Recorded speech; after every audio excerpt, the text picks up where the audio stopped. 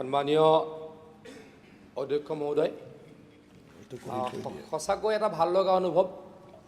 এইখন সদনত, এইখন পবিত্ৰ সদনত 15টা বছৰ পাৰ কৰাৰ সুযোগ পালোঁ। আপুনি অধ্যক্ষ হিচাপে অধ্যক্ষৰ আসনত অধিষ্ঠিত হৈ আমাৰ সদনখনক বহু পৰিমাণে বদলি কৰিলে। নতুন নতুন নিয়ম আপুনি ইন্ট্ৰডিউচ কৰিলে, টেকন'লজি ইন্ট্ৰডিউচ কৰিলে। আপোনাৰ দিনতে আমি আমাৰ অল্ড এছেম্বলিৰ পৰা আহি নতুন এছেম্বলিত সুচাৰুৰূপে এছেম্বলি চলাবলৈকে সক্ষম হ'লোঁ। আৰু এটা কথা অধ্যক্ষ ডাঙৰীয়া, মই আকৌ কৈছোঁ 15 বছৰ হ'ল, অকণমানটো এক্সপিৰিয়েঞ্চ হৈছে। যোৱা 5 বছৰত আমি প্ৰায় সমিলমিলৰে বিধানসভাখন পৰিচালনা কৰিবলৈকে সক্ষম হৈছিলোঁ। অধ্যক্ষ ডাঙৰীয়া, আপোনাৰ অধ্যক্ষতাৰ কাৰ্যকালত মই অপজিশ্যনক ধন্যবাদ জ্ঞাপন কৰিম। মই পাৰ্লিয়ামেণ্টাৰী এফেয়াৰ্ছ মিনিষ্টাৰ হিচাপে অলপ দিন কাৰ্যনিৰ্বাহ কৰাৰ সুযোগ পাইছিলোঁ। সাধাৰণতে কি হয়, আমাৰ অসমত বা আমাৰ অসম বিধানসভাত এটা নিয়ম যে যদি ৰাজ্যপালে ভাষণ দিয়ে, সাধাৰণতে কি কৰে, ৰাজ্যপালৰ ভাষণৰ বিৰোধিতা কৰে। কিন্তু আমি কেইবাটাও ছেছনত ৰাজ্যপালৰ ভাষণক আমাৰ বিৰোধীয়ে সমৰ্থন কৰিছিল বা শুনিছিল, সমৰ্থন নকৰিলেও শুনিছিল। গতিকে আমি নতুন পৰম্পৰা সৃষ্টি কৰিবলৈকে সক্ষম হৈছিলোঁ।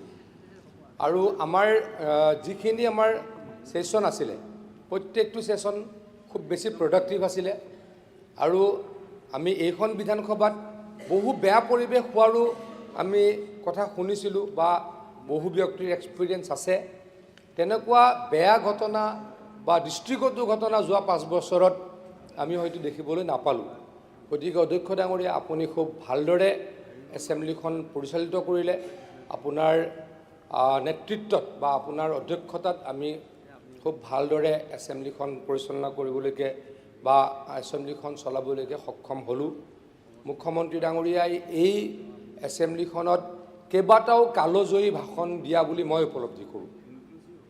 ডেফিনেটলি বিৰোধী দলৰ বিধায়কসকলেও যথেষ্ট গুৰুত্বপূৰ্ণ কথা কৈছে, সেইটো অনস্বীকাৰ্য।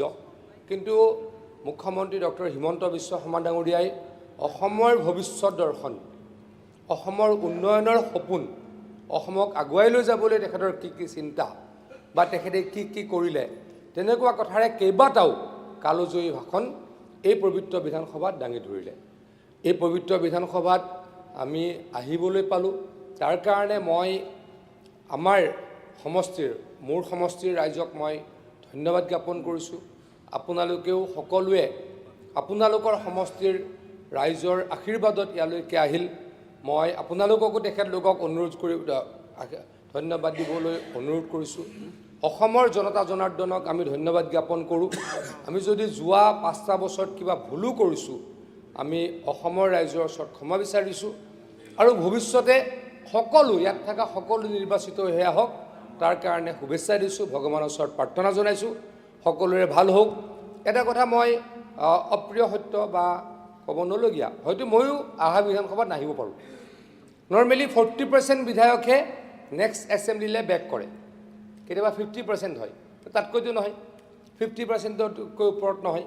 গতিকে আমি হয়তো কোনোবা আহিম, কোনোবা নাহিম।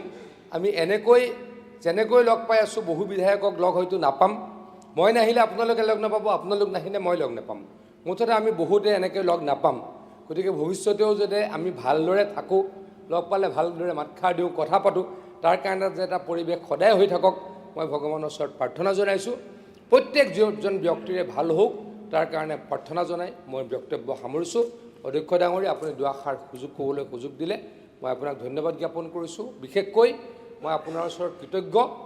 আপুনি অধ্যক্ষ থকাৰ কাৰ্যকালত প্ৰায় 3.5 বছৰ মই পাৰ্লিয়ামেণ্টাৰী এফেয়াৰ্ছ মিনিষ্টাৰ হিচাপে আছিলোঁ। আপোনাৰ লগত কাম কৰি বহুত শিকিলোঁ। আপুনি সংসদত আছিলে, আপুনি বিধানসভাতো আছিলে। গতিকে বিধানসভা আৰু সংসদৰ ডিফাৰেঞ্চটো আপুনি জানে। আৰু সংসদৰ পৰা বহু কথা আপুনি এষ্টাব্লিছ কৰিছিল বা ইন্ট্ৰডিউচ কৰিছিল, আৰু তাৰ কাৰণে আমিও জানিলোঁ। গতিকে আমাৰ লাৰ্ণিং এক্সপিৰিয়েঞ্চ হ'ল, আপুনি আমাক বহুখিনি শিকালে। সকলো জ্যেষ্ঠ বিধায়কৰ পৰা শিকিলোঁ, কনিষ্ঠ বিধায়কসকলৰ পৰামৰ্শ ল'লোঁ। এনেকৈ আমি জীৱনৰ বাটত কিছু এক্সপিৰিয়েঞ্চ বুটলি আৰু ভৱিষ্যতে ৰাইজৰ কাৰণে কাম কৰিবলৈ চেষ্টা কৰিম বুলি আশা ৰাখি মোৰ বক্তব্য সামৰিছোঁ। ধন্যবাদ।